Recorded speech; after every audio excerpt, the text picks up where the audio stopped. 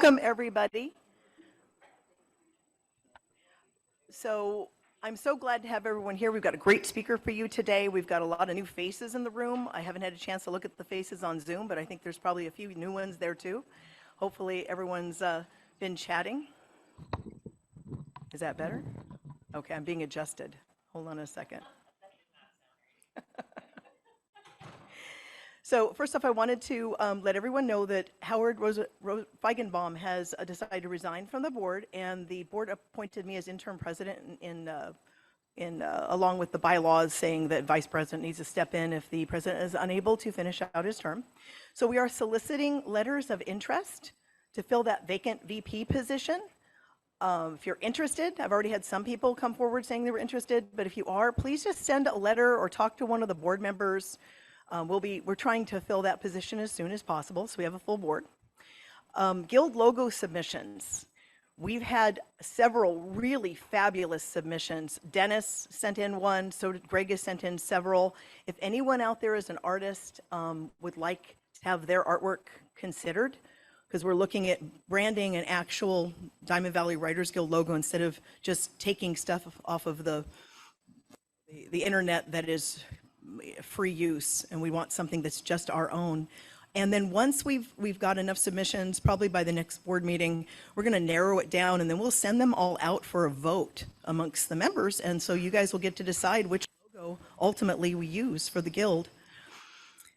Let's see here. Oh, membership. Membership is going very well. Our numbers are above what they were in 2021 and very close to 2022. If you have a book on the website and you haven't paid your dues yet, by the end of the month, those books are going to need to come down. So I hate to have everybody lose their presence on the website as member books. So if you haven't, or you're unsure if you've paid or not, and you have a book on the website, please email the guild and we'll verify whether you've paid. If you're concerned about it, I will be sending out a reminder notice to people who have not paid that have books up. Let's see here. We're going to do a little bit different on the order of the agenda for those of you who got agenda for speaking today. First off, we're going to go to Lynette on shout outs. Go ahead, Lynette.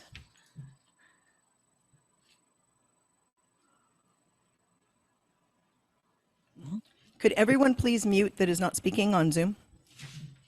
Sorry about that. My computer did not want to unmute me. So a couple things. I put the membership information up in the chat, and I'm sure that those of you that are live can get that information also. We are working on our YouTube channel, getting a dedicated one. We've been borrowing Jim Hitz. Thank you, Jim, for a long time, but we are in the process of getting our YouTube channel up and going. We have the January talk by Sandy Schuster Hubbard already up. We are working on getting the rest of February, March, April up. And then of course we'll be taping today's with Lisa Kastner. So hang in there, it's coming.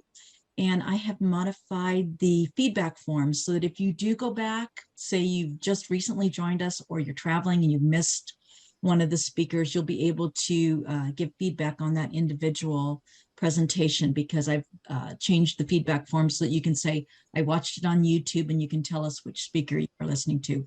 So I'm really excited about that.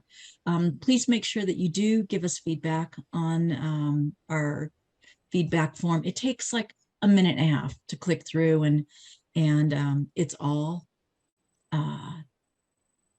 anonymous unless you put your name on it. And if you do want us to reach out to you, and if you do have either to talk about guild stuff, or maybe you have a speaker you want to share with us, that would be great to talk to the guild, please put some contact information on there, because a couple times we've had where somebody says yes, and then they don't put their name. And literally it is anonymous, so we can't reach out to you if you don't give us contact information. But we do read over every time we meet as a board. We read over all the comments and see where you guys are at, because we want to meet the needs of our members. And then Michelle just recently talked about the monthly book shout outs, and it's a great way for you guys to expand your reader base. So if you do have a book that's published this year and you're a member, please go ahead and send the information to the Guild website, not website, to the Guild's email. And I'll put the information in the chat for those of you on Zoom. But if you'll send me a copy of your cover, your book cover, a little blurb about what your book's about, and a purchase link so that we can support each other, that would be great. I think that's all I've got for now. So if you have any questions, feel free to reach out to any of us or just email the Guild's email address and we'll respond back. We are all volunteers, but we try to turn around stuff within 24 to 48 hours. So thanks, everybody. Thanks, Lynette. Is Lucia on today for a website update? Lucia? Okay, so she's not. So very quickly, once again, we do have a website.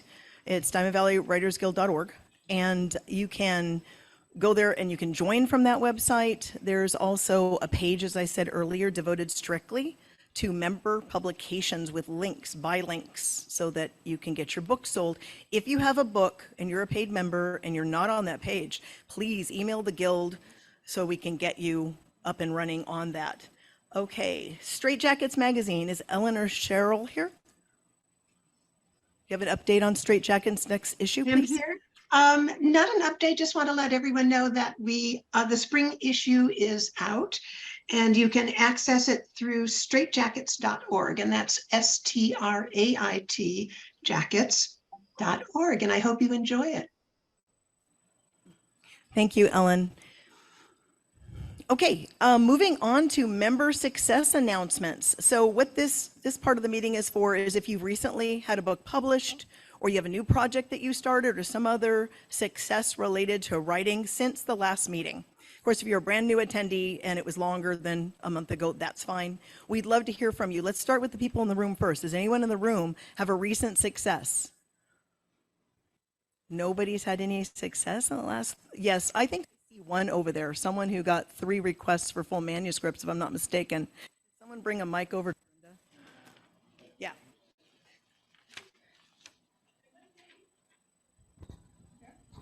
So I thought you meant like publishing success. So yeah, we went to, Michelle and I went to the Writers Conference of Los Angeles at the Convention Center last Saturday, and we both had successes there. So yeah, I had 2 pitch sessions, both of which asked for my book. I was so excited I signed up for another, and I got that one too. So yay.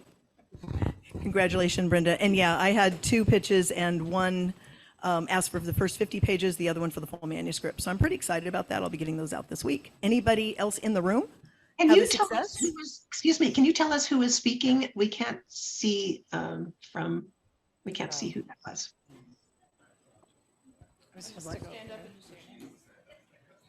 Okay. Brenda Stand De- up and wave, Brenda.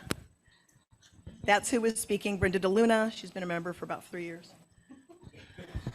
Anyone else in the room? Okay. Greg. Well, now, this isn't really a success. Stand up, Greg. They've asked to have you stand.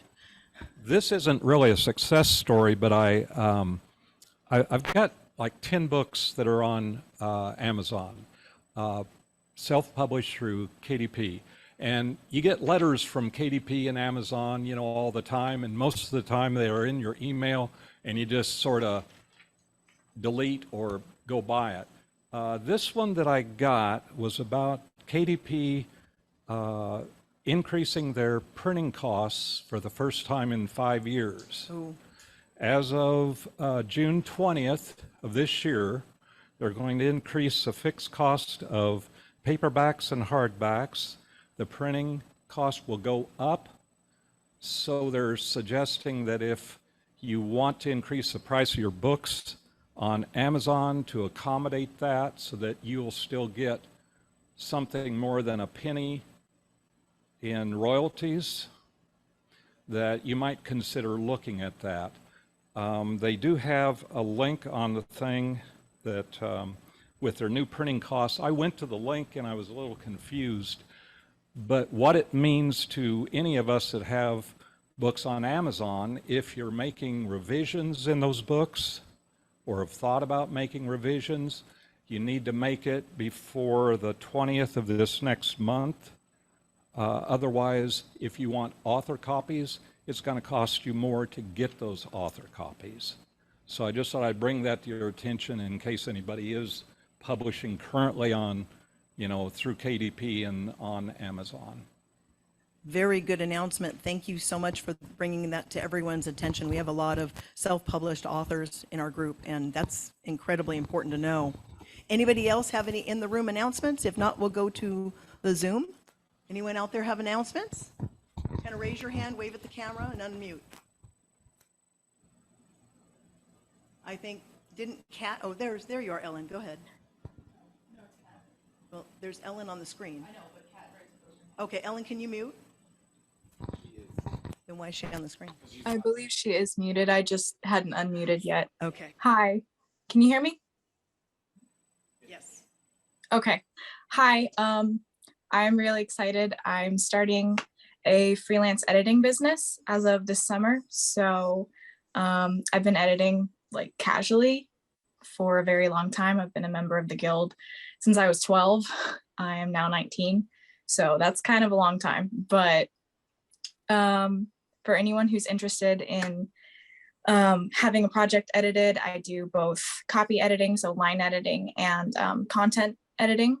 So if you have a project, I will put my contact information in the chat. I am also you can also find me on the Editorial Freelance Association website. And I'm really excited about that. So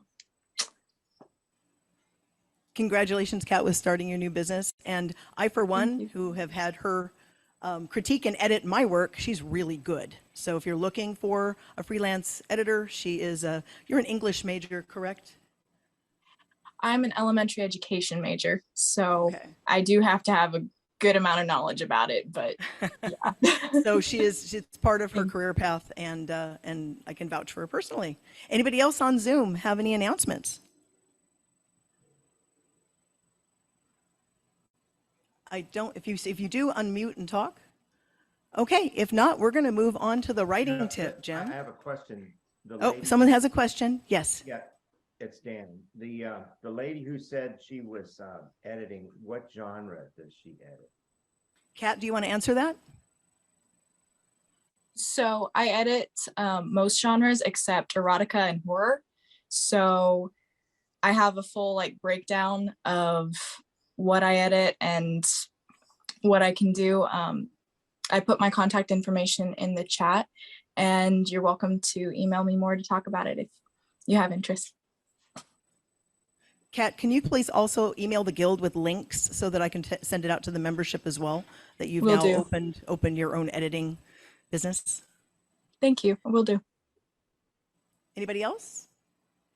Okay, so Jim, now you can get up. Jim Hitt has been a huge resource to this guild since day one, and he's still giving back every day. Here he is. Thank you. Dan, are you there, Dan? Yes, I keep it. Will you put that link on the chat for us? About you know what I'm talking about, right?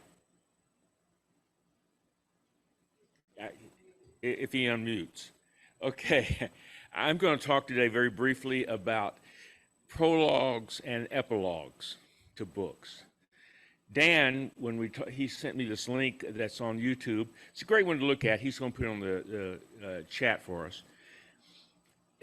His first thought when he sent it to me was I'd scoff at it because I don't like prologues and epilogues.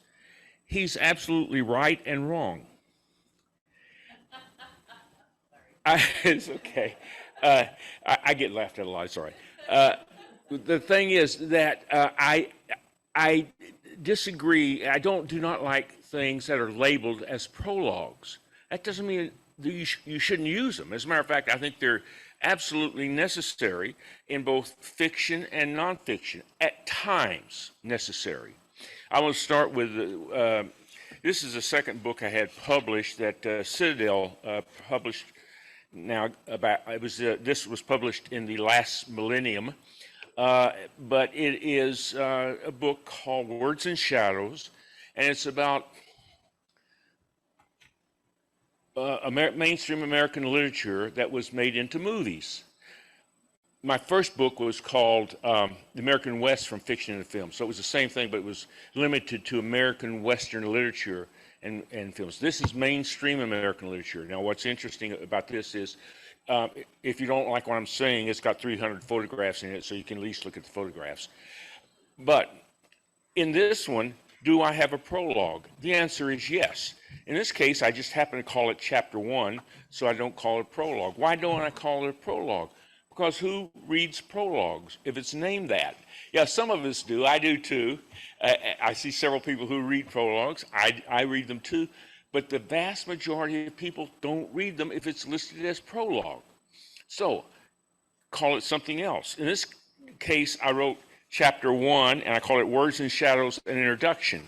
So it's still, it sets up and defines the parameters of my book. Is it necessary? I think it is.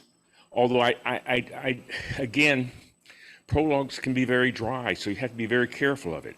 In this case, I start with a story. I tell a story about a man who sold a book, who was already a well-known author, and sold a book for $1 million to a studio. They made the book. They went back and bought his next book for $1.5 million because they thought that the success would be automatic.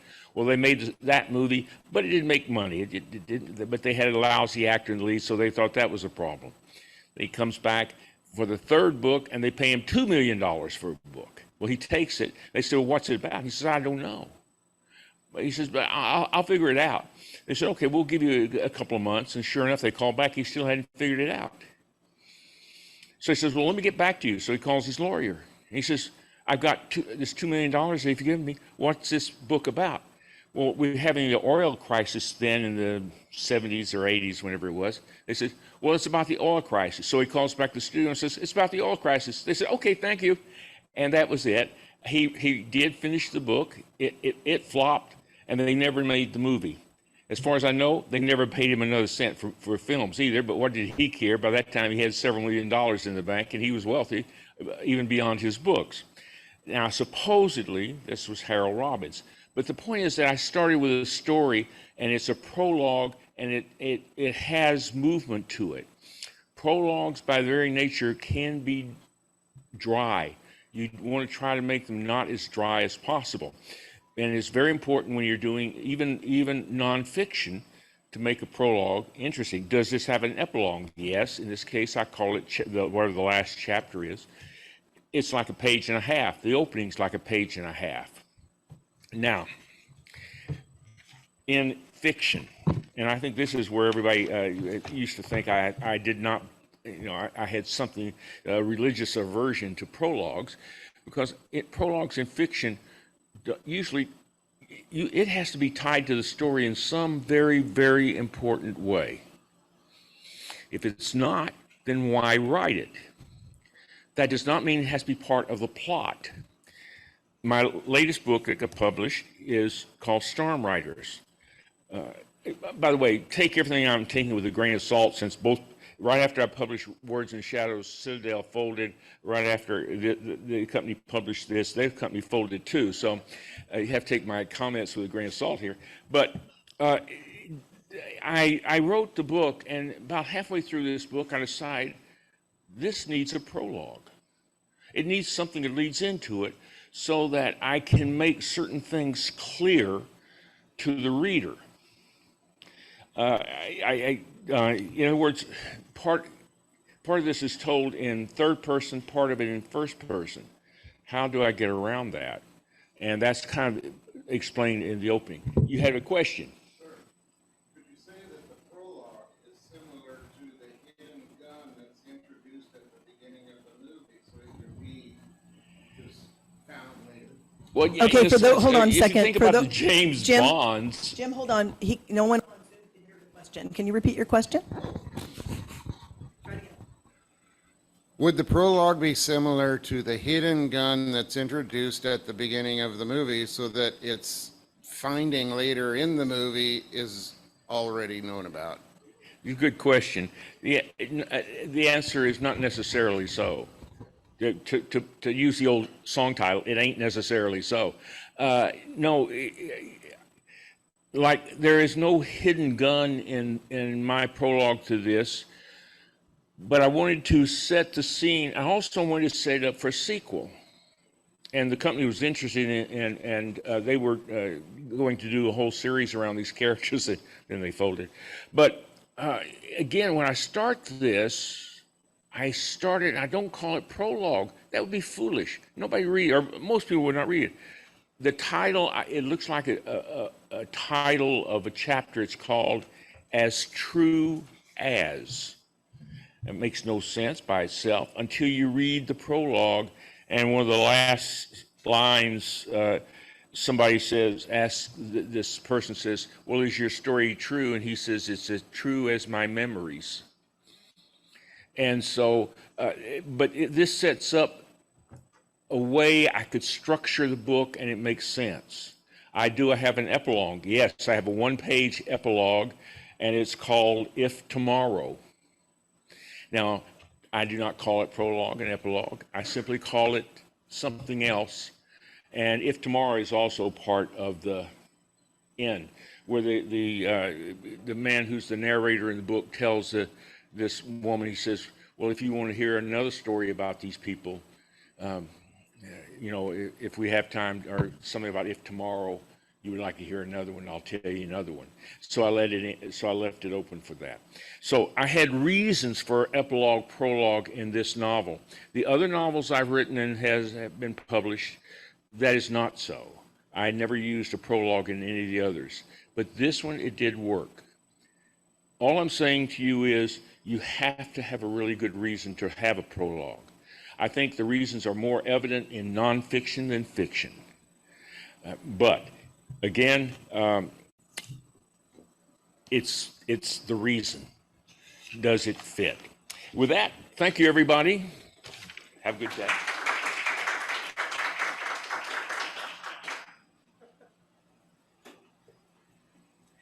Thank you, Jim. Always pearls of wisdom. And if you haven't had the distinct pleasure of reading any of Jim Hitt's work, you can go to the Guild website.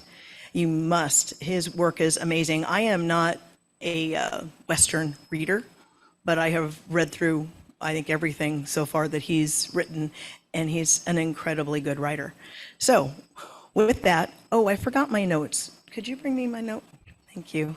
We're going to go on to our featured speaker, unless anyone has any more questions or comments regarding, that maybe they forgot their success or they have a question for Jim. Are we good on everything? Okay. You have a question for Jim? Okay. Should I just talk loud? No, they can't hear you. You need the microphone. Come on back Jim, up. is there a difference between a prologue and an introduction? Some books have both. No.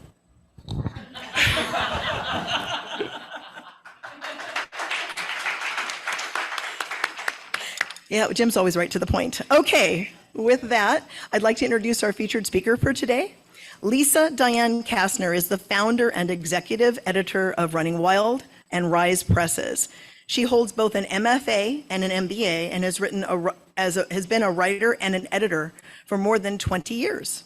Featured in Forbes and several other publications. She's been named to multiple best of lists, and Lisa began her Running Wild and RIZE with the belief that we can change the world through story. So without any further ado, as they say, Lisa.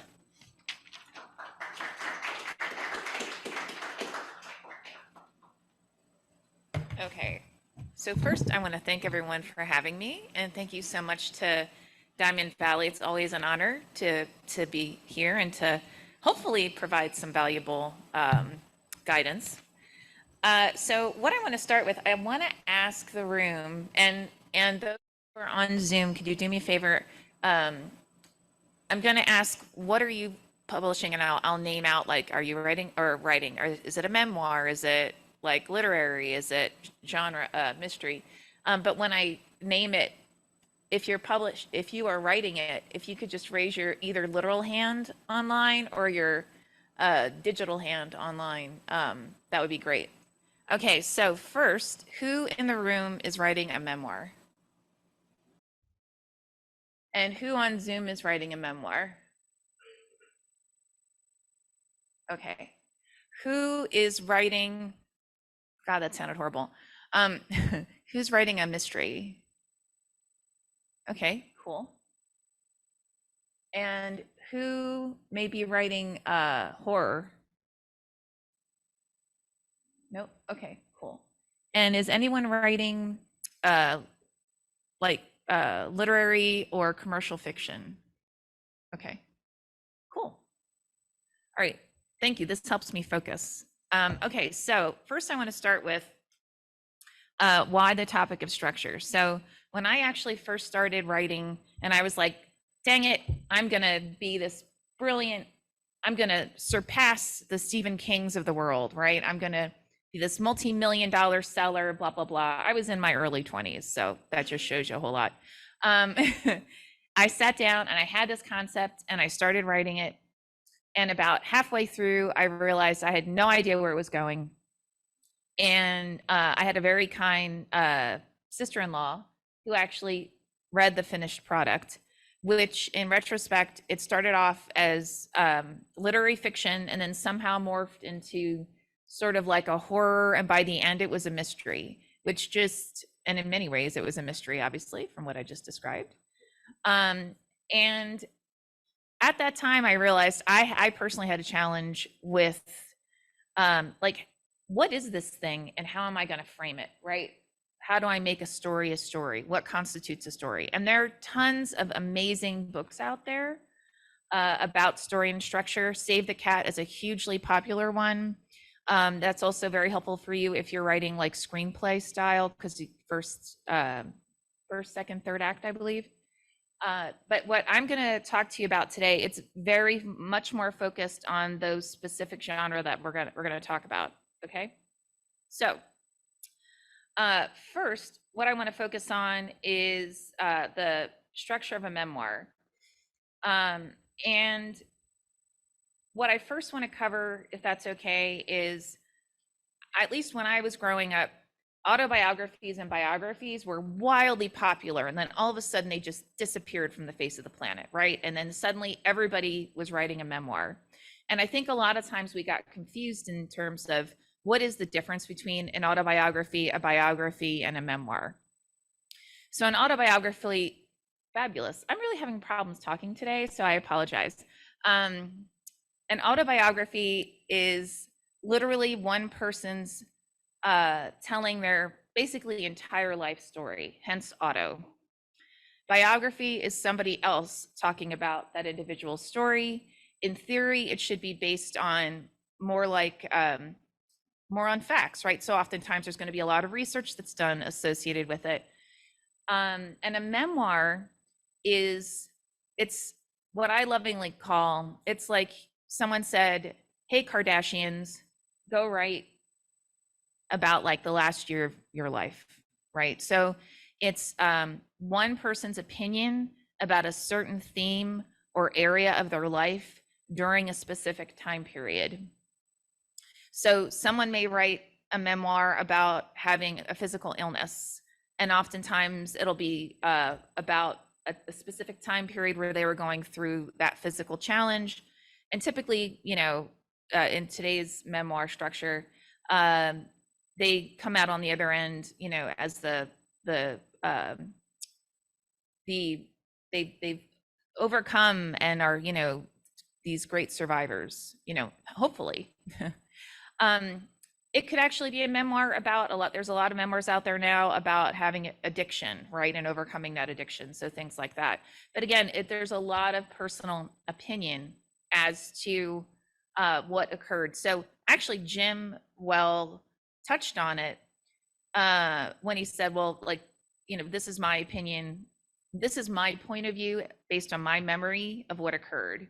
That's really what a memoir is. Now, hopefully, the individual who's writing their memoir does actually do some research to go back and figure out did this really happen, or did I make it up in my head because for whatever reason it's less painful to think about the truth or whatever, right?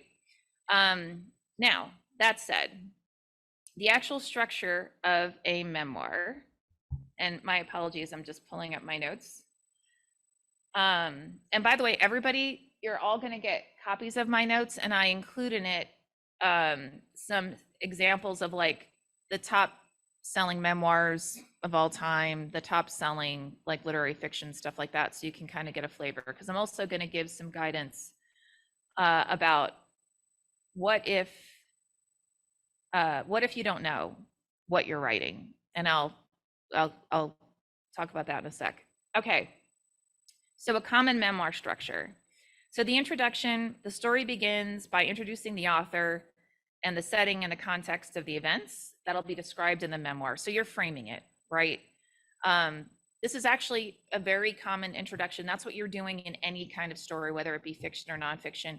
You're introducing the primary characters. You're introducing what's gonna happen, right? Hopefully you're gonna give some kind of foreshadowing in terms of what's going to occur. And then it goes on to a triggering event. So a significant event or series of events that occurs that prompts the author to reflect on their life and decided to write a memoir. So why the heck are you writing it? From there, we go on to flashbacks. So the author will then begin to recount those significant events from their past, again, using flashbacks to provide context and depth of story. Now, we're actually going to be publishing the third memoir of Suzanne Sample. One of her memoirs was named one of the best of the year by Kirkus in 2019. It's called 13 Tunnels. So what she did is she framed it around, she had a brain cancer, and she had a personal goal to visit the 13 most celebrated tunnels in the United States before her passing. And so she uses that travel as a way to frame that reflection on her life, her accomplishments, and so on. So I'm going to pause right here. So far, does this make sense? Okay, am I going too fast? Okay, cool. And then we go on to reflections and introspection. So the author will reflect on their experiences, what they've learned from them, and often drawing connections from their past and present. So basically, I just said it a more informal way. And then we go on to having more growth and change. So how did those events grow that author? What did they experience? What did they learn from those experiences? And then the conclusion. So the memoir concludes with the author reflecting on the overall arc and what they've learned. So really, the goal of the memoir is to provide a personal and introspective account of the author's life, again, often focused on specific experiences within a framing that have changed them. So with that, I'm going to pause for a second. Are there any questions so far? Yes, sir. Oh, you'll need the mic.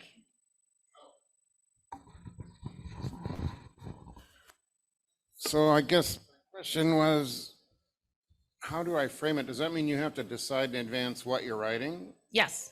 Where and this is the goal? Yes. I love easy answers. That was great. It's fabulous. Does anybody on the Zoom have any questions? Okay, cool. Well, and just a caveat, I mean, you can go into it not knowing what you're going to write and knowing how you're going to frame it. It's just going to make it a heck of a lot more difficult, and you'll probably end up with some amalgamation of a story like I described my first attempt at writing a full-length piece. So just putting that out there. Okay, so with that, I am going to move on. I believe we had some hands raised. I also, is anyone writing a romance? No, okay, cool. In case anyone decides changes their mind, don't worry, you'll get these notes. So, okay. So I'm gonna move on to a mystery. So a common story structure for mystery, it typically involves these elements. So again, the introduction, you're introducing the setting, the characters, the crime or mystery that may be solved. Now, when I say it's introducing the crime or mystery, it doesn't mean that you say, Joe got killed or whatever. Joe was killed. It's more that you're inferring that there is something that has occurred that needs to be solved. So the primary character may not actually know, right? I mean, if you go back and read old Agatha Christie's or, classic mysteries, oftentimes the introduction, the first chapter, it doesn't go into depth. It basically creates some type of cliffhanger to get you engaged so that you'll want to continue reading. Does that make sense so far? Okay. And then at that point, it goes from there to an investigation. So the main character, it could be a detective, an investigator, someone who's just crazy nosy. They begin gathering those clues. It could be through interviewing, it could be through witnessing. And they basically piece together bits of that puzzle. Now, oftentimes a mystery, they'll throw out red herrings. So for those who may not be familiar, a red herring is basically false leads and misleading clues that are introduced to create suspense and keep the reader guessing. So it's that kind of thing where you go, oh, well, maybe Joe did it. And then you realize, wait a minute, this doesn't make any sense. This happened in Texas and Joe was in Hawaii. How could he have possibly done this? And then there'll be plot twists. So just when the reader thinks they've figured out who the culprit is, a plot twist will be introduced, and that throws everything out and throws it into doubt, and then keeps that mystery alive. And then we have the climax. So the investigation reaches a critical point where the identity of the culprit's revealed or a major breakthrough occurs. And then we have the resolution where the mystery's solved. There's loose ends that need to be tied up and justice is served. So with this, the story ends with the main character reflecting on what they've learned and how the case has changed them. So really the goal of the mystery is to engage the reader's curiosity and keep them guessing until the very end. So with that, again, I'm going to pause for any questions or comments first in the room. And then Zoom. Okay, cool. And then from there, I think I saw some hands raised for literary commercial fiction.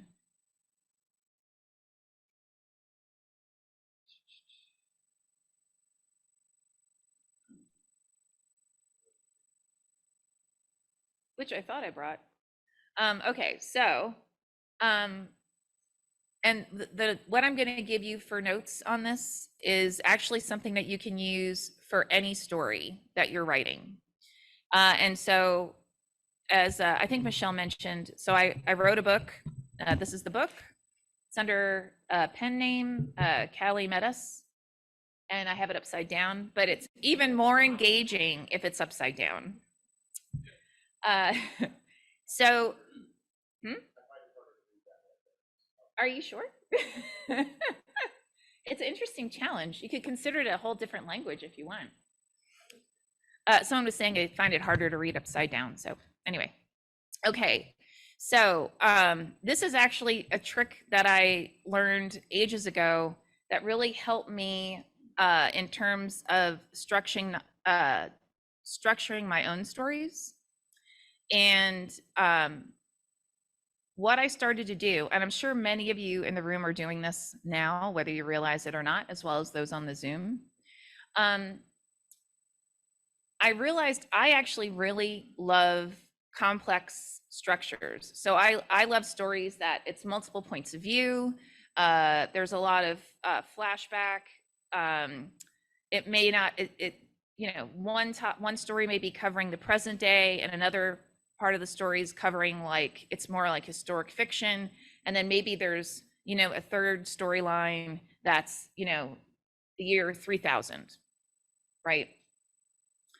And what I started doing was, as I was reading it, I would actually write notes about like, what are they accomplishing in each chapter and how are they weaving it together, right? So, yeah. I'll forget the question. Okay, no, I've forgotten my question. You could look at the camera, like wave at people. I was gonna ask something about this, your notes in the story. Were you writing notes just for yourself about the story or notes towards writing another story? What I was basically doing, so the question was I writing notes for myself about the story or notes toward the story? Is that to write a story? Got it.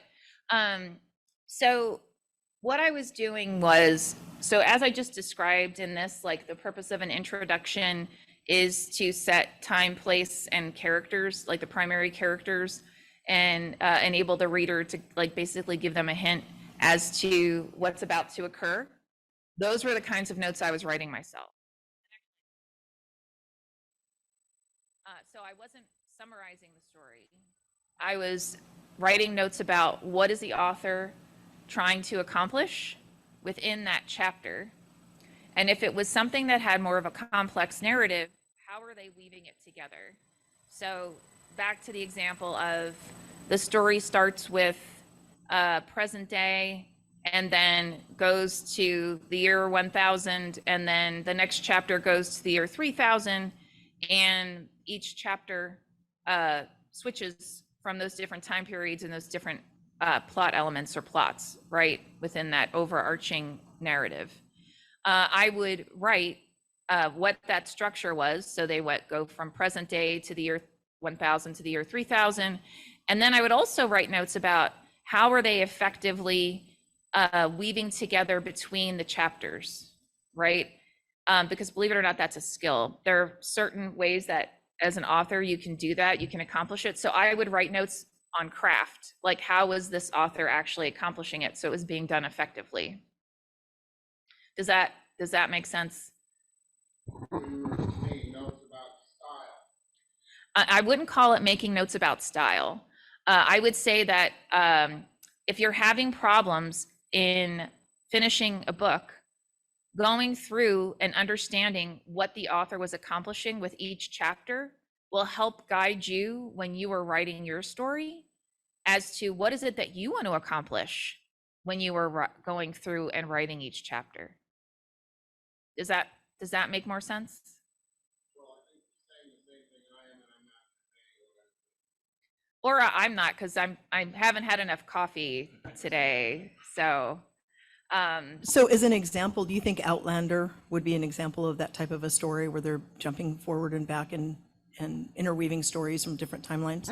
yeah, exactly. I mean, or a simpler version, like let's say you're writing a romance, and just because I just referenced a romance structure, you may go to your favorite romance, which for me, one is 100 Years of Solitude. And I would go through and I would, read each chapter and basically write what is it that the author was accomplishing in this chapter and how did they accomplish it? And then I would do it for every chapter moving forward. And then that way, and then I would go back and I would look at my notes so I could see the actual overarching arc of the story. And I could see how the author accomplished what they were trying to accomplish. So I wouldn't write like, the primary character of Joe was, the great romantic interest within this narrative. I would write the protagonist was introduced in this chapter and the environment was set, and the environment, in some cases the environment means something, right? Like there's a big difference between having something set in Alaska versus having something set in Hawaii, both from a physical environment, a cultural environment, right? Same thing with like small town versus big town or large town. So it's all about going through and figuring out why is the author doing what they're doing? What is the purpose of it toward the overall narrative? And when they're actually performing that work. Does that make more sense? Okay, cool. Anyone on the Zoom have any questions? Nope. Okay. Dan, I love your bird, by the way. Just had to call that out. Okay, so going back to I call this my personal cheat, which I hopefully I'm not, well, I know I'm not the only one who does this. So this book, Cure, I keep doing that. You know, it's probably just more interesting upside down. So this book, Cure, before I started to write it, I decided I was going to use the technique that I just described in terms of, you know, I wanted to make sure that I actually finished the novel effectively, right? So I went to an old friend and I asked, and by the way, you don't have to ask permission to do what I just described, but I did it just because I'm type A and I do things like that. And I said, would you mind if I study your novel? And the person's Jonathan Mayberry, and the novel that I used was Glimpse. And do you mind if I study your novel in terms of how you accomplished what you were setting out to accomplish? And I used that same structure. And he was like, go for it. By the way, you don't have to get permission because structure's not copywritten, but hey, all good. So honestly, that's what I did. And he actually asked me from my notes when I was done. I guess he was curious what he was accomplishing when he was doing it, but anyway. For me, it took the process of writing the structure or writing a novel from something that took like the first time, I think it took me like 3 years to complete it, to I think it took me about 6 months to complete Cure. So if you're going in with having a better understanding of what it is that you want to accomplish and the best ways to accomplish it, it can really, really help you being more effective. So this actually, he was actually also he was also kind enough to blurb this with, he says, with Cure, Callie Metis reinvents the werewolf novel in a compelling and terrifying way and brings a new heroine to the forefront. So, and it got a lot of really, Kirkus called it, Metis's prose is urgent and pulpy, capturing the animalistic energy of Luna's new life. So obviously it was effective, right? So again, if you're having a difficult time in completing whatever it is that you're trying to finish, and this works for a short story too. Actually, it works for any form. That to me is like, go back, look at one of your favorite books and perform that exercise of studying how they accomplished what they set out to accomplish, and then use that as your baseline for completing your own work. So with that, I'm actually going to pause and see if there are any other questions. So we do have a lot of people that write science fiction and fantasy. How would that relate to the structure? I mean, it's such a broad genre. Honestly, so actually you and I were talking about this last night. There are so many different variants to science fiction and fantasy. If you know you're writing, let's say, an epic fantasy, it's the same thing. You would go back, I would go back and do that. I would study your favorite epic fantasy novel and see what techniques the author used to accomplish what they were going to accomplish, and then leverage those techniques. I mean, you don't have to, right? But it's a great starting point. I actually was dared to use Dune as the starting point for the next series that I write. So, and I like dares, so I'll most likely do this. But yeah, it's definitely, I honestly, especially science fiction and fantasy, to me, it's more so comparable to like a literary structure. Yeah, because you've got your introduction, you're introducing the primary characters, you're introducing some kind of conflict. The conflict can be man against man, man against environment, man against, you know, other species, man against a planet. And then introducing different variants that builds that tension regarding that. And then at some point, there's typically some type of epic fail, right? Where you think, oh my gosh, this guy completely screwed it up. And then there's some type of typically successful resolution. If it's a series, it's a successful resolution that actually only keeps part of the plot line resolved, because you're keeping things open that have been introduced within the story still unresolved, so that when you do go into the next, it's basically leeway, or it's like a prologue, a novel itself being a prologue for the next book, right? Because you're introducing things that will then hopefully encourage readers to read the next book. Does that make sense? So actually an example in Cure, not to ruin, I'm trying to think of something that won't ruin the story for you, but so there are parts of Cure's primary overarching narrative that are resolved at the end. And there are other things that are not resolved, but are introduced. So I actually also introduce a new type of being other than lycanthropes, who are basically immortals, but it's not an immortal where they literally live forever. It's more like their timeline has been extended significantly. So for this type of immortal, one human year is the equivalent of like 1 minute for this individual, right? And I also introduce another form of immortal where it's more like the individual's spirit can be taken out of like a failing body and put into a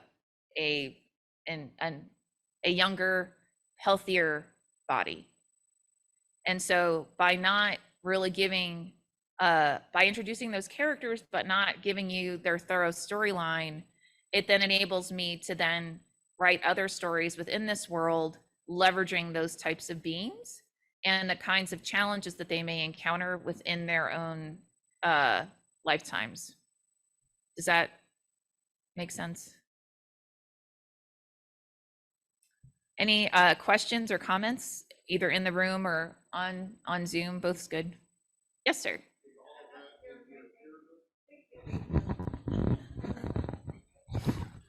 Is all of that in your Cure book? Yeah, those types of immortals. Yeah.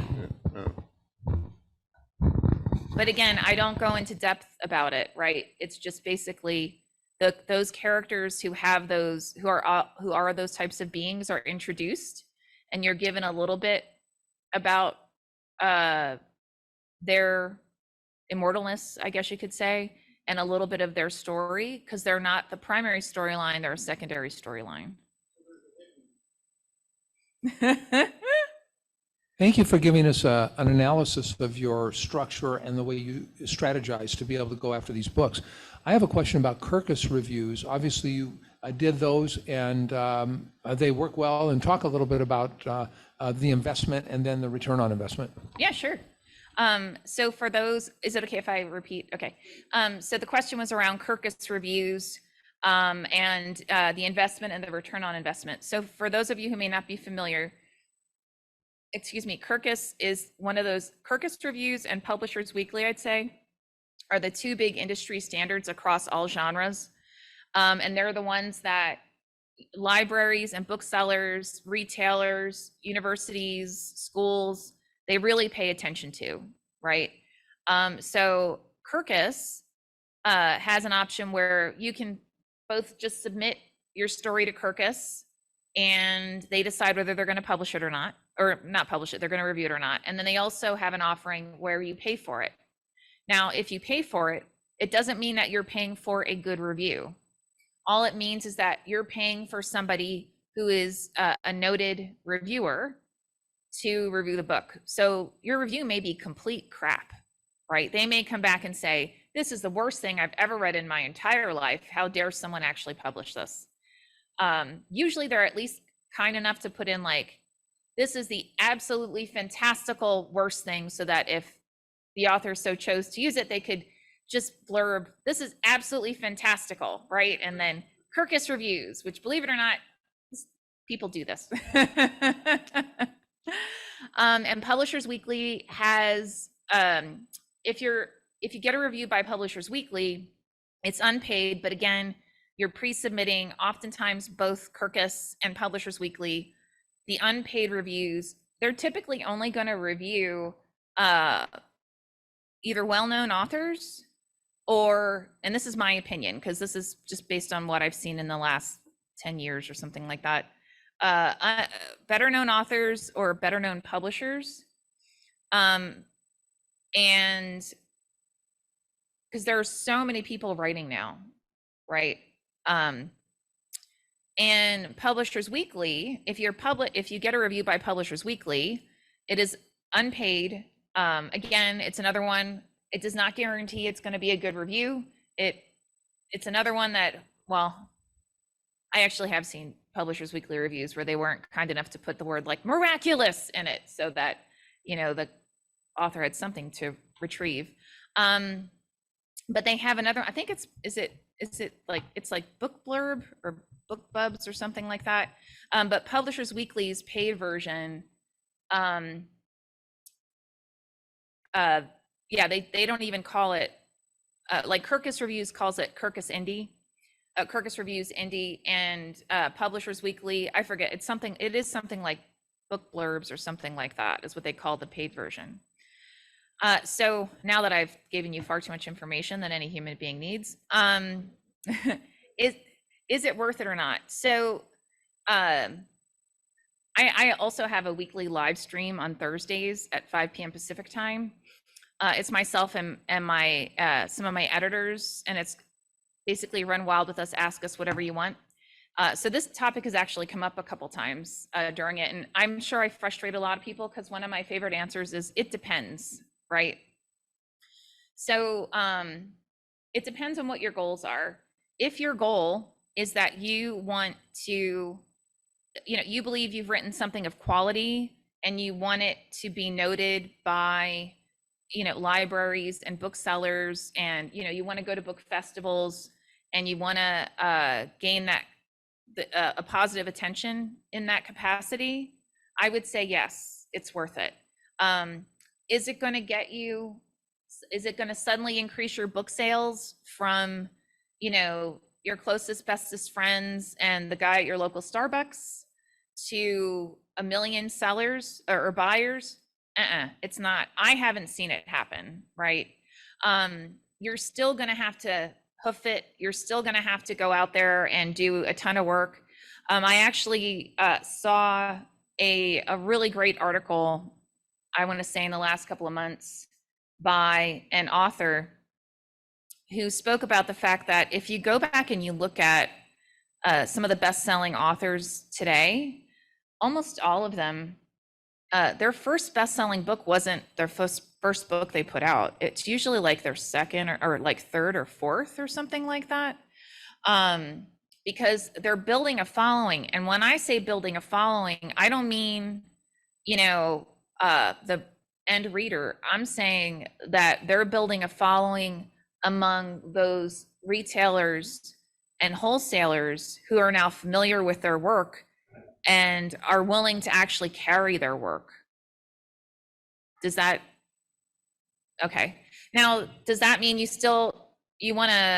don't want to build a readership? Of course you do. Of course you want to have fans. Of course you want to go to, you know, like the Los Angeles Book Festival or the San Diego Book Festival or Comic-Con or, you know, whatever. Of course you want to engage with your fans. Of course you want to build a readership. It's just, what is the purpose of that book review? Because I honestly think, from what I've seen, from an end, so I'm going to take you back to like the last time you went to a bookstore, right? And hopefully I'll actually hold this up correctly. When I go to a bookstore or I go to a library and I pick up a book, oh, sorry. There you go. Um, what I do is I'll look at the blurbs that are on it, right? And I'll look at, like, did this get nominated for something, or did it win some kind of an award, even if it's an award I've never heard of before, but it so what, right? It sounds cool. And then oftentimes I'll go in and I'll read some books. This one doesn't have it. I think we did it later. No, not a prologue. They'll have a page or two that's all reviews and blurbs. And what that does is it gives me a sense of how others have enjoyed, or what they've gotten out of the story, and whether this is a story that I want to read, right? So that is the advantage of getting a Kirkus or like a Publishers Weekly from a readership perspective, because it gives them that hint as to, what is this about, and do I really want it, right? Now, that said, I actually was just on, we did a pre-recording of a panel of publishers and authors for Seton Hill, I think it's University, that'll come out in July. And we were actually talking about prologue and epilogue and reviews. So my gosh, Jim, you're amazing. It's like you read my mind. But during that conversation, one thing that we had noted was that oftentimes from like a review perspective, like the blurbs make a huge difference. Like, not having a blurb, it's almost like saying no one's read this before. It gives you a nice little succinct, like a teaser, without being a back jacket copy, right? But it's going to make a big difference if someone from within that genre, or someone who writes in a similar form, actually gives it a blurb. And the reason I say that is because if you're writing a romance, I don't think you want a blurb from Jonathan Mayberry, because at least as far as I know, he doesn't write romance. I believe he pretty much writes thriller, horror, magical realism, epic fantasy, and some commercial fiction. So what if you get a blurb from someone who is not either within that genre or writes in a similar form? It could actually just confuse the reader, right? Because they're expecting a thriller, and they start reading it and they're like, how did I get here? And why is this suddenly bloody? So, does that make sense? Are there any questions? By the way, I'm happy to answer all questions, and tell me if there's a structure that I didn't cover that you want more feedback on. And if I don't have it, I'll get it and I'll add it to my notes. So. Do you have any hints on children's books? Admittedly, I am not familiar with children's books, but I can get that for you. Yeah, no problem. Yes. So you were talking about your brief introduction of the Immortals. So I had to ask, is that a hidden, come read my next book kind of a thing? No. I mean, so what I did too, though, is, so this is actually, I'm going to mention Jonathan a lot just because I've known him for over 20 years. According to him, so once upon a time, I was the president of a writers organization, and I think we were the first time he was a keynote. Which was a surprise to me. He told me this. We spoke at BookFest, which is an online conference, and he had mentioned this. But anyway, one thing that Jonathan talks about a lot is after he wrote his first horror novel that did very, very well, it actually won the Horror Writers Association awards for like first novel, so forth and so on. And by the way, their conference is StokerCon. So if you're into like horror or like thriller, more more darker. Great. I really can't talk today.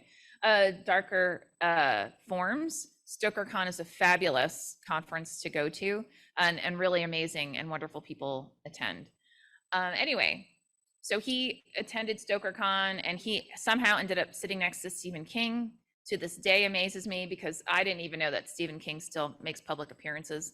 Now, mind you, this was like 20 years ago, so maybe it was very different back then. And a little bit of a tip that Stephen King gave Jonathan was, look, you wrote this great first novel, and don't keep reinventing worlds, right? You created a novel set in a specific small town. You've done a beautiful way of developing that culture, that environment, right? And like the people who live there and so on. So use that for all your subsequent stories. It doesn't necessarily mean that it's like a follow-up novel. It just means that, so like for Cure, I set it actually in Camden, New Jersey, where I grew up, in a specific neighborhood within that. So all it means is that, like, for future novels, I'll probably set it in that environment, right? But what it also means is, so the whole immortal thing, does it mean I'm not going to use that? Oh, of course I am. Does it mean my second book is all about the immortals? It doesn't. It's actually, it gives you a lot of, well, you can read it in the future. It'll come out next year. But I don't it's not necessarily only about that form of being, if that makes sense.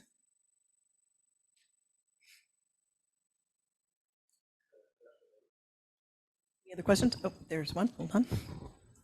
And everybody's so quiet on Zoom today. I know, right? I think they all fell asleep. Okay, getting back to blurbs from authors. Okay, I'll stand up. So if you're getting an agent and you get an agent, at what point do you solicit another author to do a blurb for you? I mean, obviously the book's not out yet, but you want it on your jacket when it is. So when do you do that? That's actually a great question. Well, not actually great. That's a great question. And so when do you get a blurb, right? So you're out, you're trying to get an agent. Like, when do you actually go out and seek out blurbs from authors?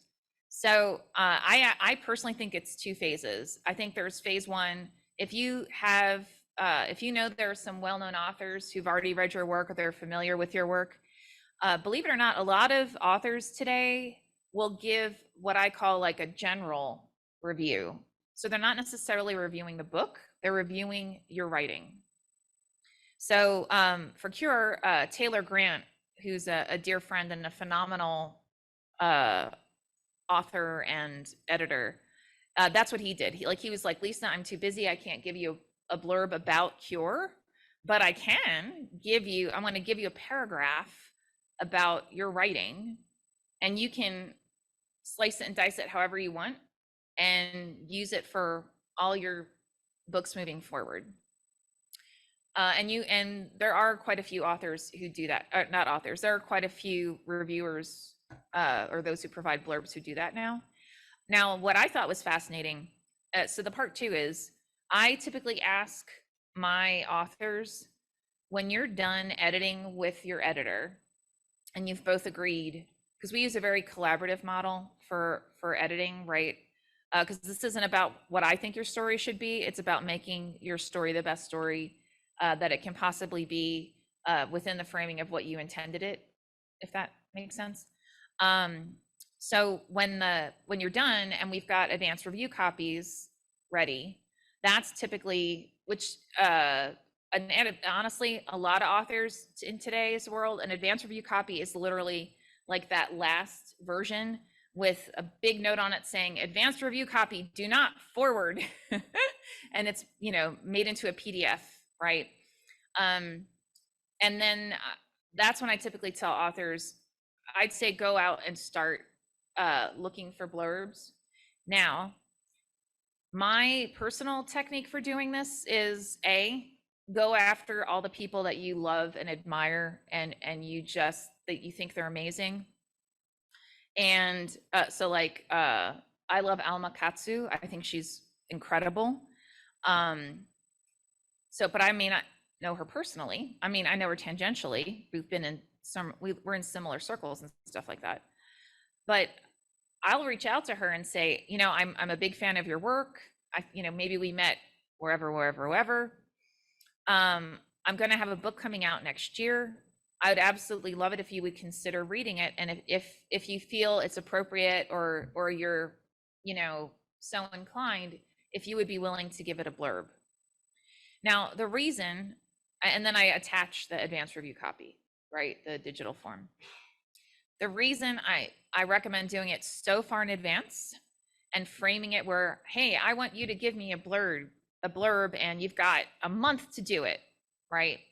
Is because so many authors today are just slammed with their own work, their own editing. I mean, most authors today, believe it or not, the vast majority have a day job of some sort, right? And so giving them like a long lead time and making it something where it's not, there's no pressure, right? There's no deep expectation, actually can be very beneficial in terms of the likelihood that they'll review it. So We did have a question from the chat. Yeah. And the question was, were we done talking about structure? Question mark. Only if you guys feel like you got what you wanted out of it. If you don't, then just let me know what I didn't cover and I'm happy to cover it. And if I don't have it in my notes, then I'm happy to grab it. Anyone from the chat want to know about a particular type, or excuse me, from Zoom, wanting to know about a particular structure for a type of genre that she didn't cover? Maybe romance? Sure. We can absolutely cover romance. Dive a little more into romance. Okay, so.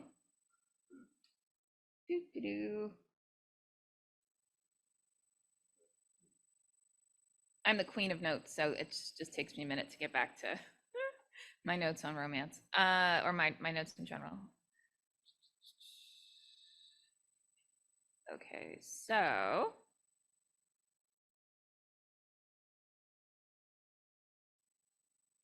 And by the way, again, these are common structures that when I'm going into a specific genre, it doesn't mean you have to follow this. It just means like, it's a nice overarching way to look at it when you're writing your story.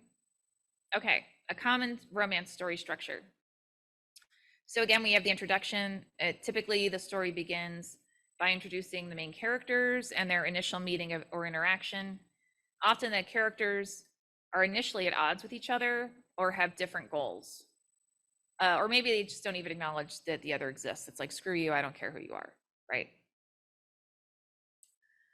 And then at some point there's an attraction. So the main characters become attracted to each other either through shared experiences, physical chemistry, some type of emotional connection. And the attraction builds as they spend more time together. So, and they may not acknowledge it, right? Actually, oftentimes that's the conflict that's being introduced within the romance is the two characters, they may be attracted to one another, but they don't want to admit it. And so that conflict is that inner conflict of, I really like you, but I don't want to start anything, or I don't want to do anything around this, right? So, and then a conflict arises that threatens to keep the main characters apart. So the conflict, it could be external, like a rival love interest or disproving family members, or internal, such as personal insecurities or past traumas, right? So again, there's some type of conflict or friction that's introduced. And then there are obstacles. So the main characters face obstacles that make it difficult for them to be together. So maybe it's a misunderstanding, maybe it's a miscommunication, maybe it's physical distance. So actually a good example of an obstacle might be, let's say someone in the primary characters, one of the two, actually this would be a good modern romance, because typical old school romances, it would be the gentleman of the two who goes off to war. So in a modern romance, maybe it's the female character who goes off to war, and the gentleman actually is the one who stays. So just putting that out there in case anybody wants to pursue it. And then there's some kind of resolution. So the conflict's resolved either through the character's actions or their external circumstances. So the main characters, they overcome their obstacles and are able to be together. So like, let's say if it's an internal conflict, maybe the individuals, they can't stay away from one another anymore. And they finally admit, I love you, please don't go anywhere. Or if it's an external, maybe, she goes to war and, almost dies. And that is the reality check for her and for the gentleman. And they, come together and say, I just can't live without you. We must be together. And then there's the happily ever after. The story ends with the main characters in a happy, committed relationship. They have grown and changed as individuals through their experiences and are now better equipped to face those challenges of life together. So really the goal of the romance is to explore the emotional journey of falling in love and the challenges that come with building that lasting relationship. Can I have a follow-up? Thank you for that part. Did you finish going through literary fiction? We got an early question on that one, and I don't know that you finished going through that structure. Well, let me see.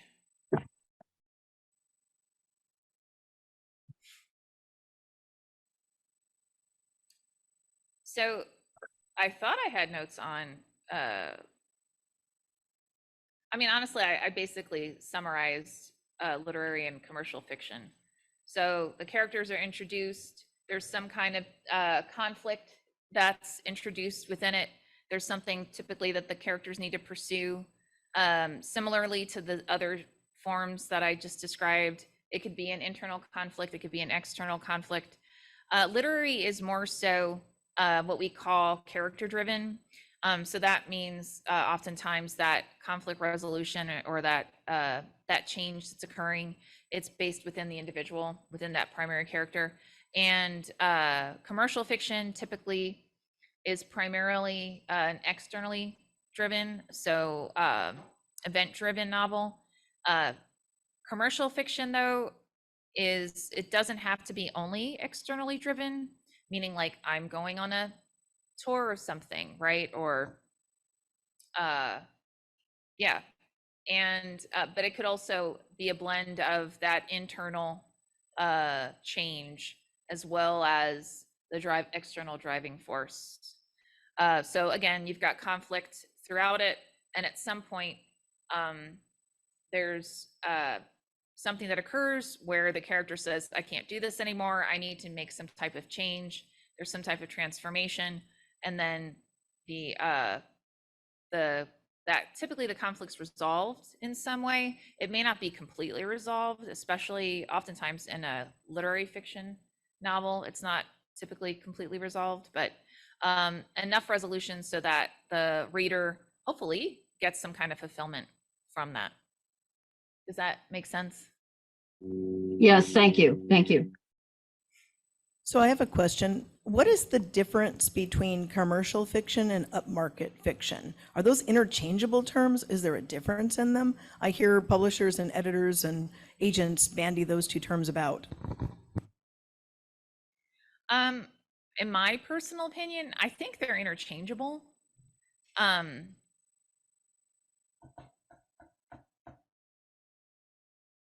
sorry, I'm just like thinking. I haven't heard upmarket in a while. I always thought upmarket was like a generic term for basically any kind of very defined structure, hence like upmarket, because so up meaning they already know there's a large reader base that would be interested within that story. And commercial typically just means that it's plot driven and it's got great pacing. So I think they're interchangeable, but I could be wrong. Any other questions from Zoom? Anybody in the room have any more questions on structure? Wait, Jim, wait.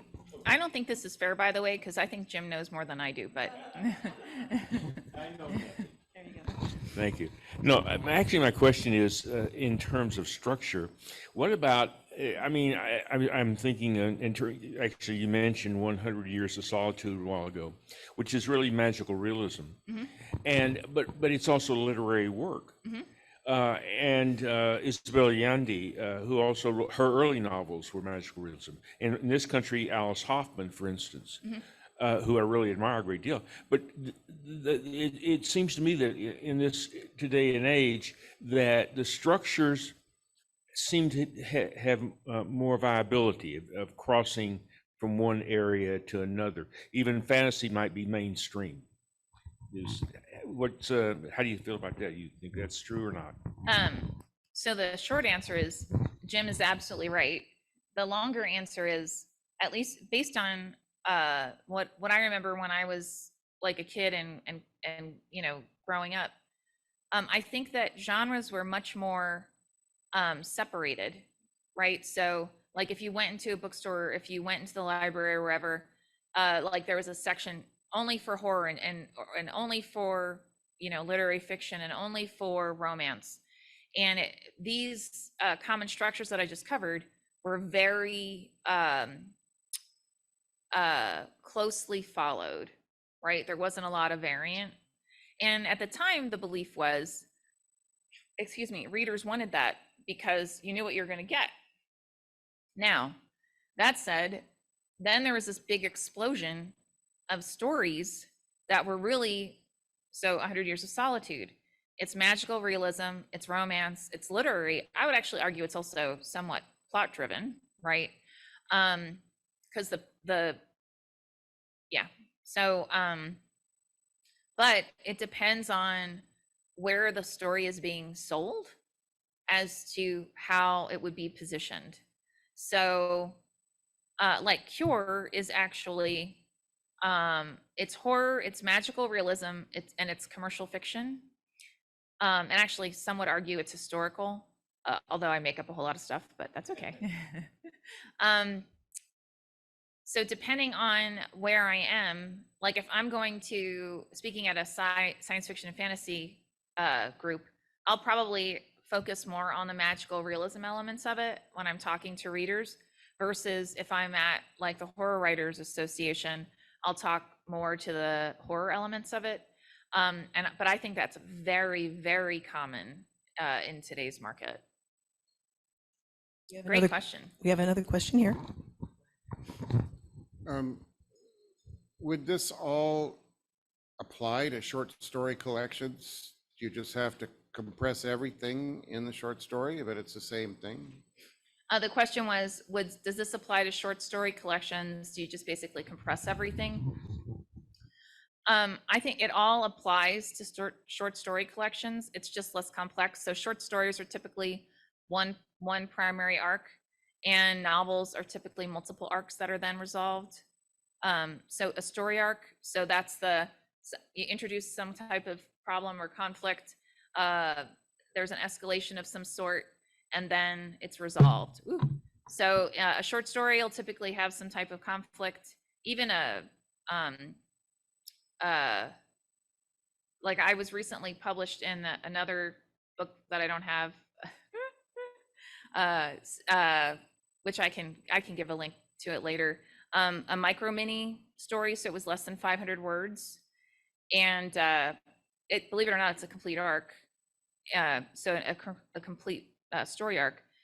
Again, it's just how are you using words, how are you using language, and how are you conveying that story. Now, my caveat of it depends from a story perspective is some of my favorite story collections are actually, and actually even essays and narrative poems.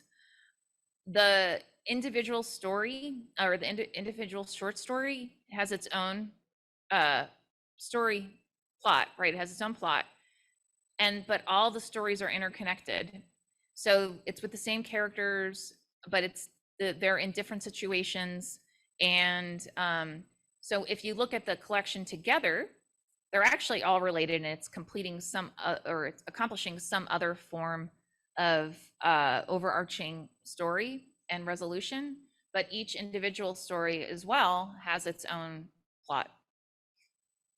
And I can get some links to some collections like that if you want to check some out. Okay. What is the name of the collection that your microfiction was in? Do you remember? Of course not. Okay, well, then we'll move on to Dennis's question. Here you go, Dennis. Thank you. I wanted to know about plot-driven and how it's distinguished. Sorry, one sec. I'm just writing a note to remember what to add. So his question was regarding plot-driven, I assume in contrast to character-driven. Is that what your question is? Okay, so plot-driven versus character-driven. So plot-driven typically means what's the driving force of what's occurring are external factors to the character. So common, generic, typically thrillers, mysteries, romances are all considered really to be plot-driven.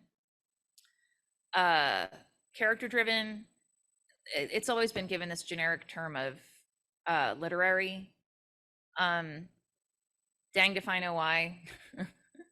But again, and I would say it's almost more like emotion-based, right? So it's that character or those characters experiencing various emotions and internal conflicts that they then have to resolve or address or experience, and then they have some type of transformation. Internal transformation. They don't dye their hair. Or I don't know, maybe they do. That could do it. Any more questions in the room? How about on Zoom? Structure questions? Okay, well then you can move on to whatever topic I guess you want to cover next. I was just going to open the floor. If anybody has anything that's completely unrelated to anything and you just want to ask me, I'm happy. Greg?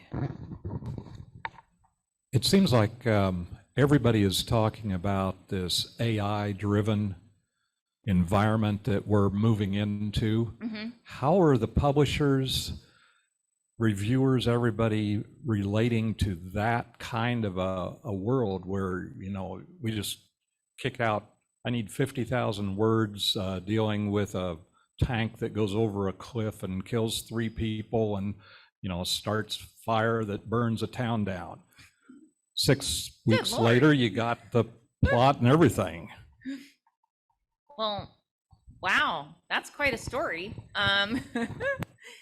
So this is another one that came up during the Seton Hill panel that'll come out in July. What I honestly think it's obvious when something's been written by an AI or machine learning of some sort. It just it doesn't have the same emotive ability as a human being. Yeah, I just can't, I don't think it can accomplish. Now, as another put a caveat, it can't accomplish yet what a human being can accomplish. Now, that said, I own that I actually do use Chat GPT, but I use it for stuff like this, where I need to make notes really fast, but I already know the topics. So I can call BS, and if whatever it, you know, spews forth is wrong or off base, right? Instead of spending, you know, days and days pulling together material. Now, what's interesting too is if you do look at most AI, if you do like a search like what you're describing and you don't like it, you can tell it like, this is wrong, and then, you know, provide feedback as to how it needs to be changed or why it's wrong. So I don't think it's mature enough yet.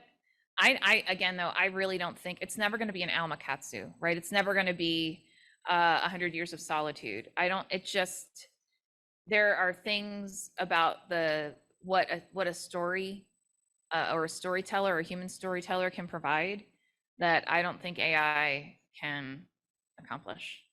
So. Okay, hold on, we've got one here, and I want to make one comment to that. We were in an agents panel. No, I don't know if you Yeah, can you see need me. to come forward. Oh, gosh. Here, you can stand here.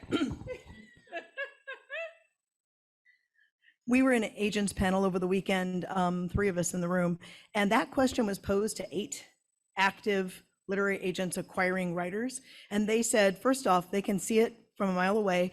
They have no interest in it, and they will not take it on, period. So the industry is bucking back against it, both editors and agents. And we got that from, there was a publishing attorney there. There was editors that acquire. Nobody wanted to see any of that. So just FYI. And actually, and a good caveat to that too, we actually are now working on a lot of our books, making them into audiobooks. And for one of the books, the way it works is like the reader will submit an audio sample for you to review, and then you decide on who you want to actually read your book. At least the what we're using to create the audiobooks. And in 2 instances, when we reviewed it, it was very obvious when someone was using some kind of AI to read it, again, because it's like a flat tone. It's it can't be what a human can bring to it. So sorry, go ahead. I've actually spent a little bit of time playing with ChatGPT, like you mentioned and stuff, and I found the same thing you're saying, that it does not really, it doesn't get deep into it. But how do you feel about using it as a tool for generating things that you could generate on your own, but it's just a time saver? Like I need 10 names really fast, so I just type in, give me 10 names, and it can give me those 10 names. I need a location, give me a name of a location, right? Like, what do you feel about using it for things like that to save time and quickly just generate relatively unimportant world building information or things like that for quick details and things like that? Honestly, I think it's fine, because it's just another resource. It's just like using Google, right? Because you could just go on to an online search and say, give me 10 names of individuals from, an Alaskan background, and it'll do the same thing, right? Or give me the top 10 books of all time. Again, though, when you're using it for something like more like historic research or that kind of thing, I would only use it for those topics that you already know, right? You're already familiar with, so that you can call BS when you read it and you go, this does not make any dang sense, right? I know Stephen King is not the top romance writer of all time. Who the heck put this in here? Yeah, it does. Someone was telling me, and I don't know if this is true or not, I just thought it was hilarious. So they kept, entering like, give me this topic on blah, blah, blah, whatever. And they kept, so for Chat GPT, you can do a thumbs up, meaning like, yep, spot on, or thumbs down, or like a neutral. And they kept doing a thumbs down. And I guess the person's entries were getting angrier and angrier in terms of language being used, because it was like, this is still BS. This is still BS. Well, the Chat GPT came back with, I love you. I don't know why I'm hurting you. And I was like, what? Now, mind you, human beings created Chat GPT. Human beings created AI, right? So that just means some human being put some trigger into the Chat GPT that, well, if you keep getting it wrong, don't tick them off. By the way, I typically curse quite a bit, so I'm doing my best. And must have thrown that in there to like get the person to calm down. But yeah. Yeah, one little sidelight on that.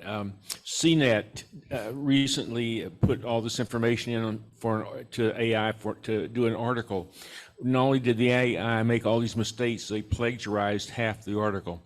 So nice. Yeah. So, actually, this is a personal question. As authors, we've all read a lot before we ever started writing, and certain authors have influenced us in one way or another. Yeah, just personally, what authors influenced you along the way?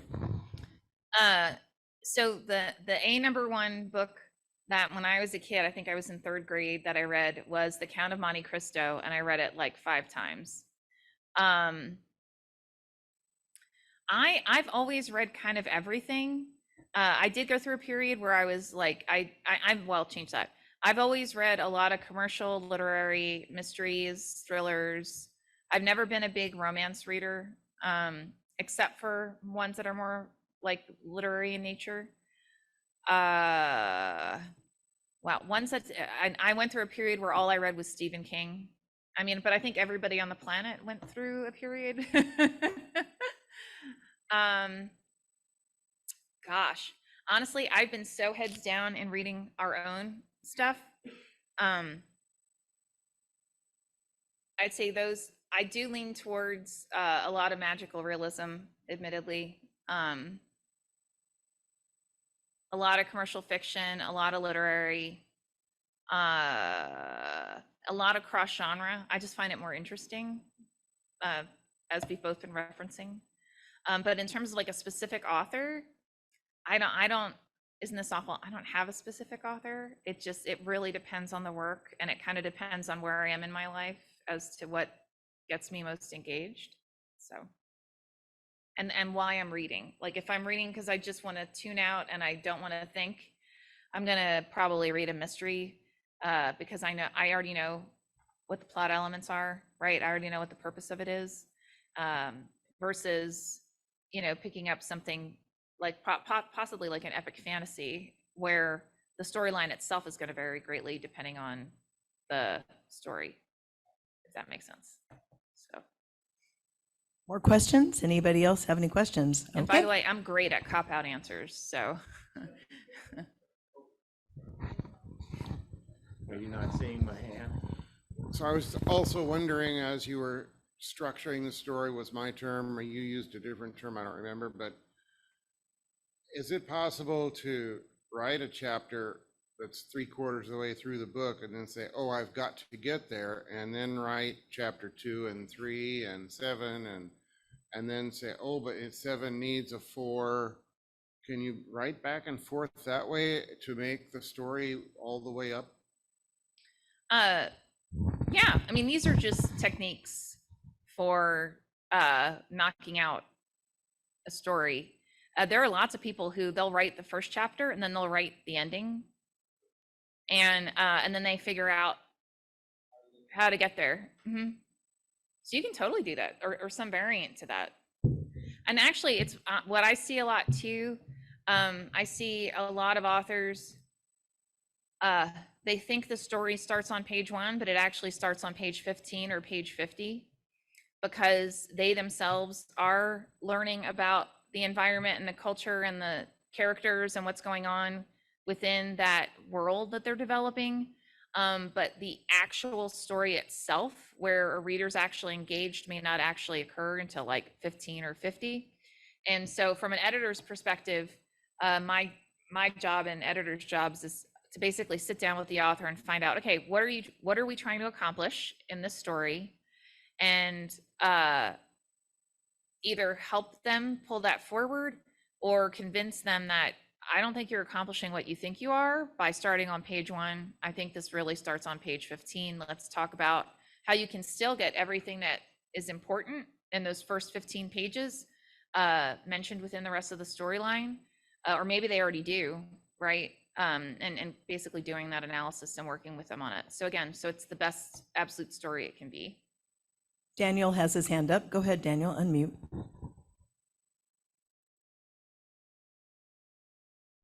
There we go. Okay, yeah, I just wanted to point out that having worked with and been a programmer for a long time, they're the ones who write the AI, and they're not known for their literacy. Well, first of all, are you wearing a cape? Yeah, that's for the birds. You've seen when they get That's on kind there, of like fabulous. they like to chew. It preserves my shirts. Ah, So wow, that's all smart. it is a towel. I just with thought a you were little- like Superman, but No, actually, I went to work with this on one time. I forgot to take it off, and my supervisor asked me if I was playing Superman. I had no idea what she was talking about for about a minute or two. That's awesome. Anyway, that's. Can you do that's me a what it's favor? Repeat the question just slightly louder. I heard It about wasn't half really of a it. question, it was a statement. Oh, sorry. That my experience with programmers, who are the ones that write the AI, they're not the most literate group. This is very true. It's not, and my caveat to this No, is I'm I'm saying only we're- saying this we're from the safe. perspective of someone. So I think we're safe, is what I'm saying. My day job, I actually work in technology, and a lot of times I actually even correct the programmer's code. Like they don't realize they've got a typo, and I'm like, hey, I don't think this is correct, because most code is actually somewhat intuitive in today's coding languages. But anyway, so. Ooh.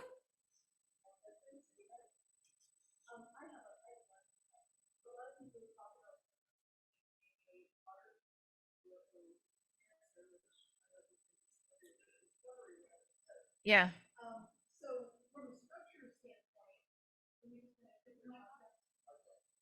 Shoot, I'm sorry, nobody could hear me. I thought I had it on.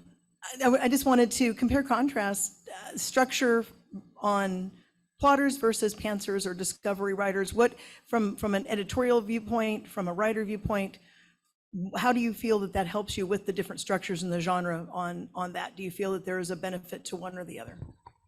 So I honestly think that, so my mini story about how I wrote my first novel, that was me being a pantser. I mean, and a pure pantser, right? Like I was like, I'm gonna write this thing, and dang damn it, I have no idea what I'm doing, and I proved it.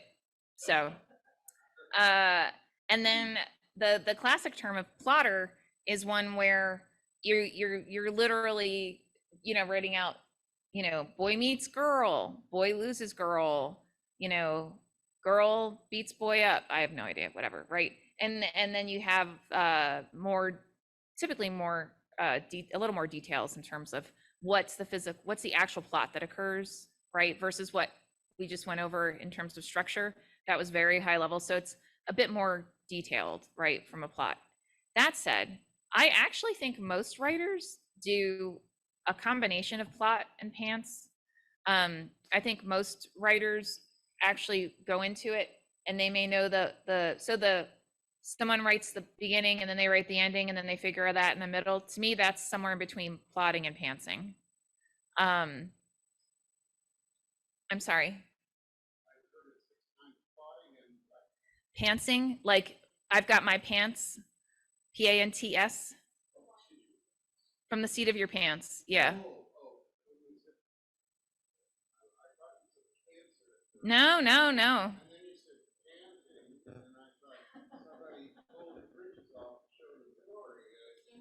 I mean, that could happen. I hope not. Seat of the pants. Yeah, that's what pantser means. So you're writing by the seat of your pants. Mm-hmm. We have another question in the room. Hold on a second. And back to do we have an opinion on it? I think as long as the story works, no editor cares. So I like to call it downloading from the universe. I because love that. that's how it feels when I write. It's like I'm a conduit, it comes in, it comes out. And then of course I have to go back and do the editing, but it really feels like downloading. That's lovely. Mm-hmm. Cool. Any more questions from Zoom?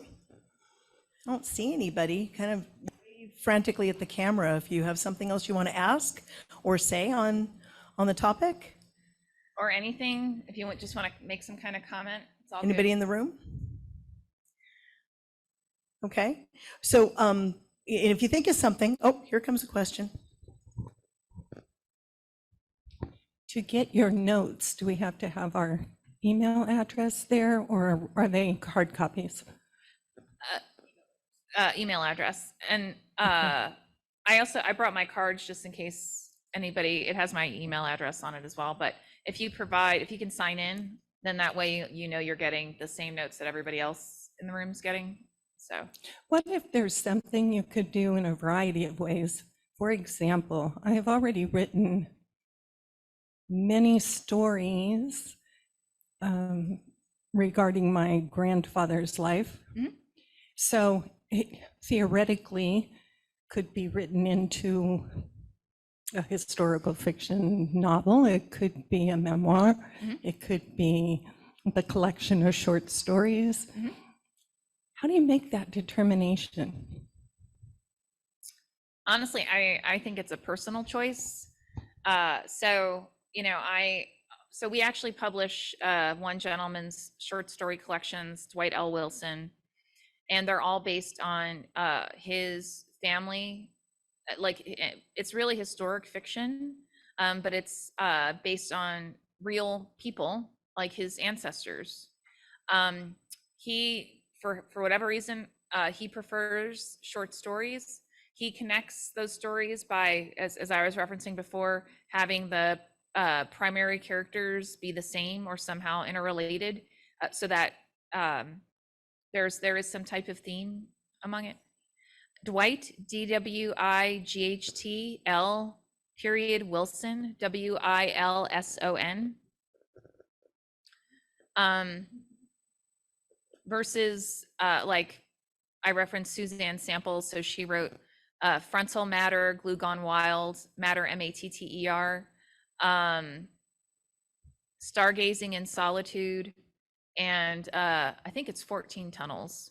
And they're all memoirs based on different periods within her life on her fight with brain cancer. And then and right now I'm actually helping Cass Warner. So Cass Warner is the granddaughter of Harry Warner, one of the original Warner brothers.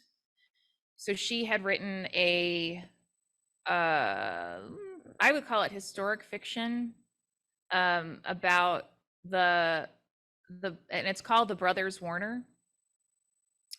And it's about the actual brothers, hence Warner, and how they grew up and how they basically changed or even created, some would argue, the film industry.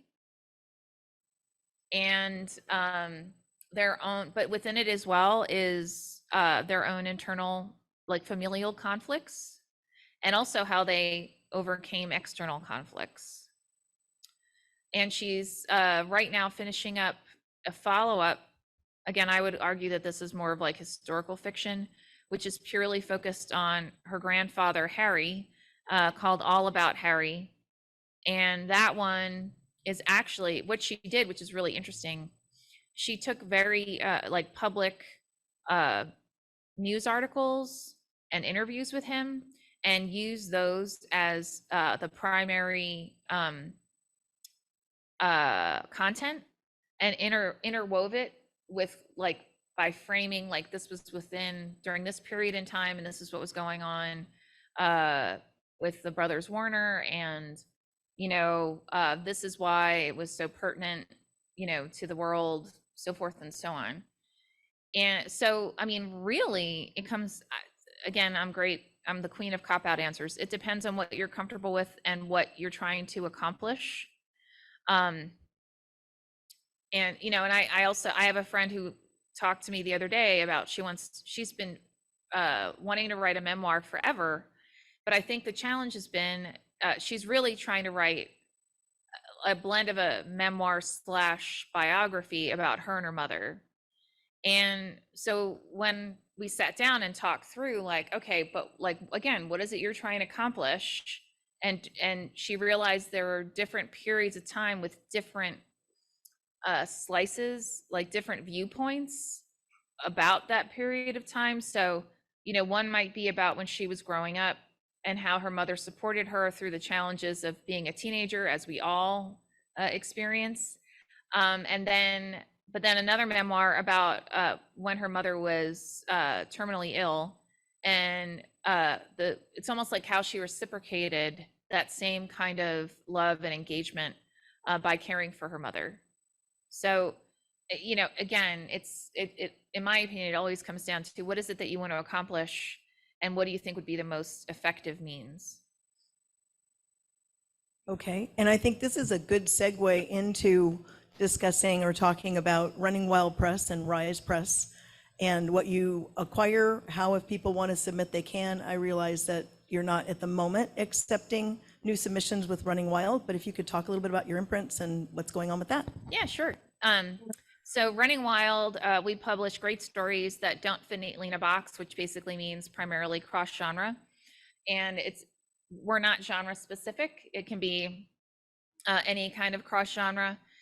Our rule of thumb is, because we're here to change the world through story, it just has to have a narrative to it, right? It actually has to have a story arc. So, sorry, I managed to drop water. And Running Wild, as I mentioned before, we had a few books that were named Best of the Year. We've published memoirs. And in all honesty, what I typically do is I also have this caveat: if you've got a dream publisher that you have always wanted to go to, man, go after it, right? Get that agent or whatever you need to overcome that, you know, barrier to entry, and go for it. So what we also do, though, is typically we oftentimes handle licensing as well. So what that means is we will work with you and get your story out in front of agents and book translators. And as I mentioned, right, we do the audiobooks as well, because our belief is that in today's world, I don't think there are book fans, there are story fans. And if you're a fan of a great story, you want that story wherever you are. So we come from that place, right? From that perspective. And actually, if you look at the film industry when it began, a lot of better known works from back in the day actually originated as either like a short story or a novel, believe it or not. So, which you already talked about. For Rise, at Rise, we publish great genre stories written by people of color and those from other underrepresented groups. We started Rise because during Black Lives Matter, someone actually called me out online and said, well, what are you doing about it? And I was like, I didn't even know what about it was. Like I wasn't educated enough.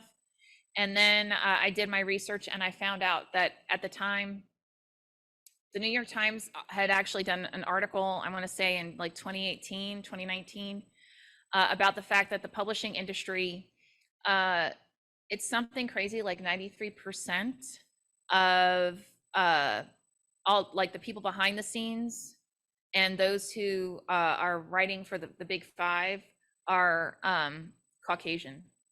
And I thought, how is that possible? Like, I can't know what it's like to be, you know, a Native American. I can't give that perspective, right? I mean, I can do research, but I'm still never going to fully understand what it means. And we can talk about it further because I know we have a limited time. And with Rise, we actually we're putting out a book. Rise, we are accepting submissions right now. We are still accepting submissions. And just to backtrack a little, with Running Wild, we're probably going to open up novel submissions again. I'm going to say like in October or November. The only reason we closed is because we acquired enough titles to last us through the end of 2025 for Running Wild. And I just don't think it's fair to acquire more stories and have people sitting around, you know, waiting, because, you know, it takes time to do the editing process and to get to a distributor and all that. And again, that's something else we can talk about at another time. But with Rise, we also publish, again, short stories. It can be memoir. Typically, it's a kind of what we were talking about earlier. It's a core genre, so it doesn't mean there aren't other story elements within it. But like we just published Shay Galloway's The Valley of Sage and Juniper, and they said she completely reinvented the Western genre. So, you know, and we've got a couple of other books that have gotten similar acclaim. So if you're interested in either one, please feel free to submit. We're on Submittable. You can just search off of Running Wild and you'll find us. So with that, I'll be quiet. Yeah, totally. Yeah, guys, I'll be at lunch. So if you want to chat, then definitely. Cool. Thank you. Wow, lots of information. Thank you so much, Lisa, for driving out from LA and staying in an Airbnb last night so you could be here bright and early. We got her coffee, tried to keep her awake. Anyway, I want to hand this over very quickly to Lynette to talk about next month's speaker, and then I'll close. Okay, well, really enjoyed that today, Lisa. And next month, we are having Stephanie Barbie Hammer. She is a 7-time Pushcart Prize nominee in fiction, nonfiction, and poetry. She's written several poetry collections, a couple novels, a novelette, and she has a How to Write Magical Realism craft book. She is a professor emeritus of comparative literature at UCR, so just down the road, and has several other things that she's involved in.